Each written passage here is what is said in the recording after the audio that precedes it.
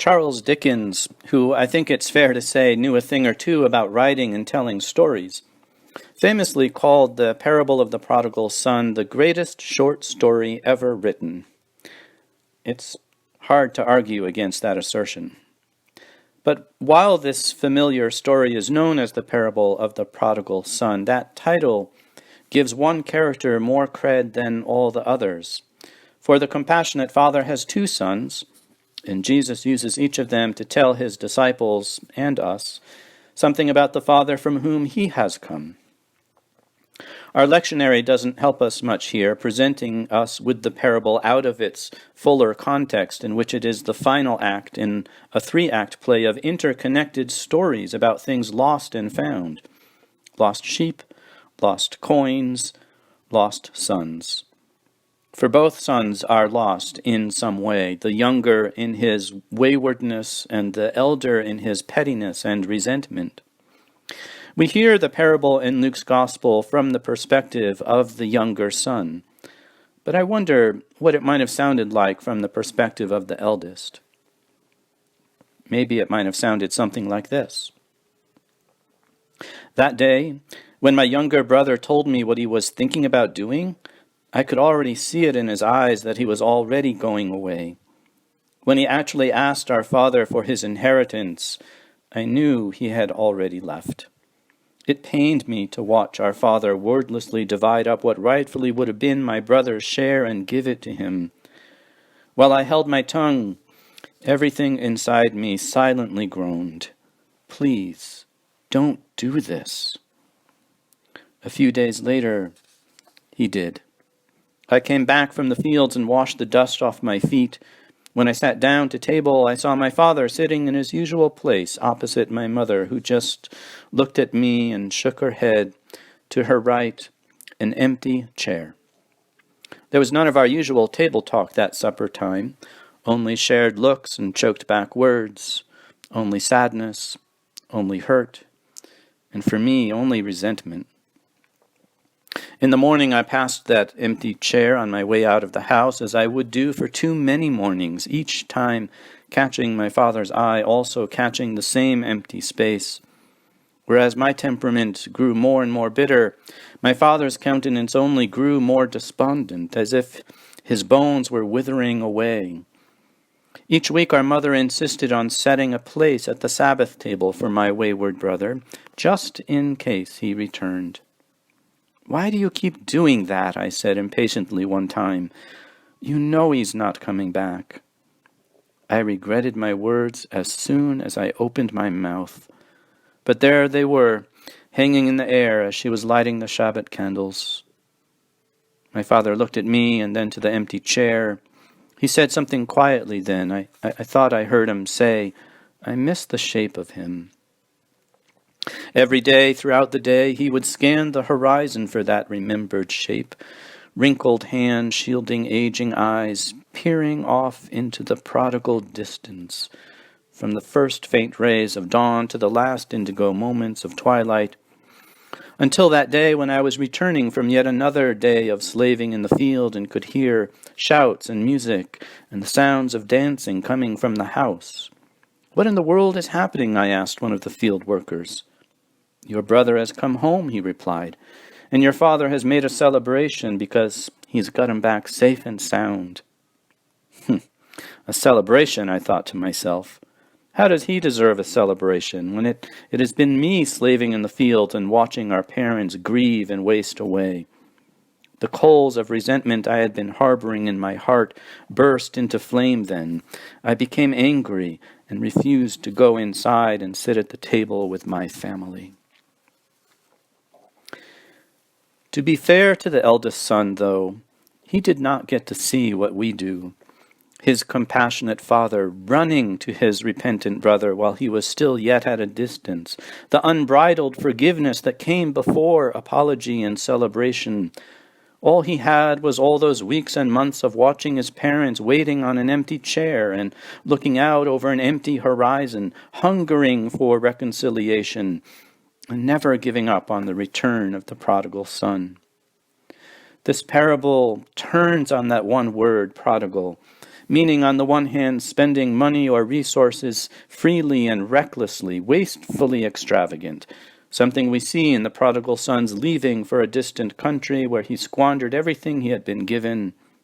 On the other hand, prodigal can mean giving something on a lavish scale, generous, bountiful, abundant, which we see in the father's sprint to embrace his wayward son, his free-flowing forgiveness.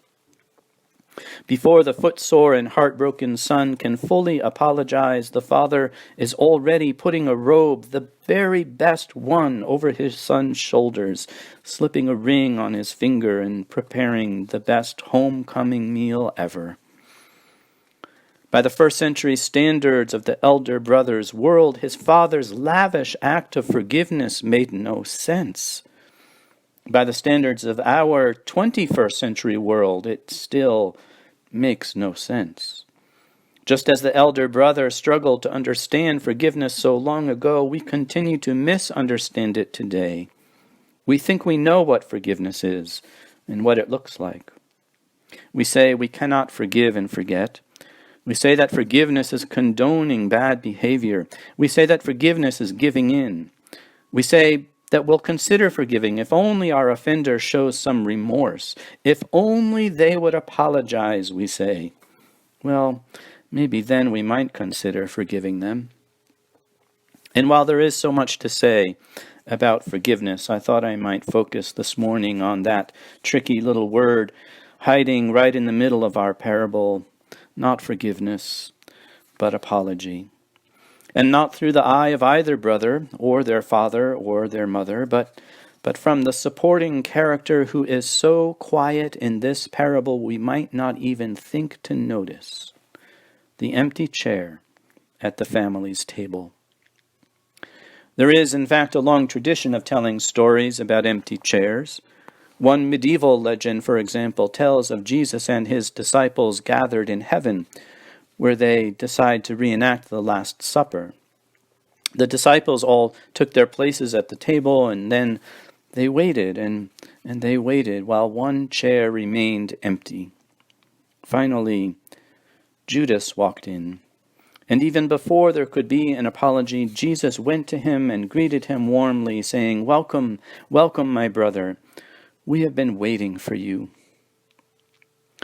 It turns out I have my own empty chair story. Many years ago, my husband and I were estranged from his parents, especially his father, Joseph. Our relationship had been questioned and spurned. Terrible, unforgivable things were said all around. I am embarrassed to tell you that we did not speak for years. And then we were called to Joe's bedside during a life-threatening health event. None of us knew then that he would live plenty long beyond that moment. But somehow, a running joke developed whenever I walked into that hospital room. You see, in my father-in-law's mind, the chair pulled closest to his still sparkling eyes became somehow reserved for me. If his son was seated there, his father would say weakly and half joking, half serious, "What's wrong with you? Get up. Didn't we teach you any manners?" If Jim's mom happened to be seated there, she and Joe would simply exchange a knowing look, a wink of an eye, and she would move one seat over, and I would sit down next to Joe. That was it. We didn't really talk much. More than once he reached out his hand, and I held it in mine. That chair was more than a chair. It was not the apology we were expecting, and it looked drastically different from what we presumed an apology would ever look like, but there's no doubt in my mind that that's what it was. In this morning's gospel story, the prodigal son left behind more than just an empty chair. He also left an empty space in each of the hearts of those who loved him. What the elder brother and the father did with that emptiness affected how each responded to the prodigal's return. The elder brother let resentment grow in the empty space the prodigal left behind. The father, something completely different. When his boy finally did appear, far off, we are told, the father ran to him. The son tries to apologize, but his father wasn't even listening at that point. He was yelling to anyone within earshot to prepare a feast. Quick, he was shouting joyfully, bring him fresh clothes and new sandals. Set the table, prepare the best food. We're going to celebrate. If the empty chair in this parable could speak, I think it would remind us of how often and how long we choose to dwell in empty places, much too desolate and hollow for the grandeur of who God made us to be. Places like unforgiveness and resentment and unpenitence. It would remind us of how much space we give to empty promises, how much time and opportunity we waste when it comes to forgiveness and needing to be right, or in wishing that things were different from the way they are, or in not wanting to be the one to make the first move, in waiting for the exact words of the apology. These are not empty chairs at God's divine table waiting to be occupied, so much as they are empty conditions that end up occupying us.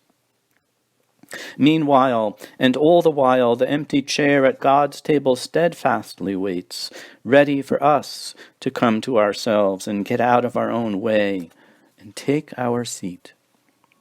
Not only is there a place for us at the Father's table, that enigmatic place is somehow constantly making room for still others to join us, to take their seat.